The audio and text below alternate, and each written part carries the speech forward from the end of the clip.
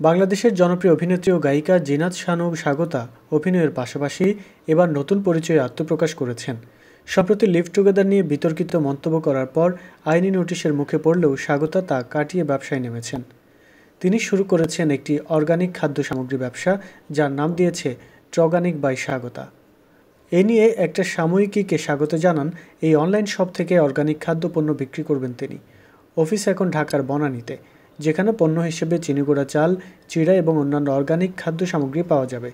ইতিমধ্যে পণ্যের বিক্রিও শুরু হয়েছে এবং স্বাগত জানিয়েছেন যে ভবিষ্যতে অন্যান্য খাদ্যপণ্য বিক্রি করবেন। স্বাগত এ বিষয়ে বলেন, আমাদের দেশে অর্গানিক ফুড নিয়ে অনেকেই ক্রেতাদের ধোঁকা দেন। আমি সেটা করব না। আমাদের নিজস্ব একটি ফার্ম রয়েছে, যেখানে ধানসহ অন্যান্য ফসল উৎপাদিত হয় এবং গবাদি পশুর খামারও রয়েছে।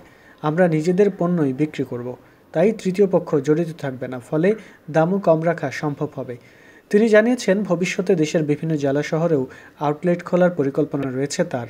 তিনি সবাইকে তার নতুন উদ্যোগের জন্য দোয়া করতে অনুরোধ জানিয়েছেন।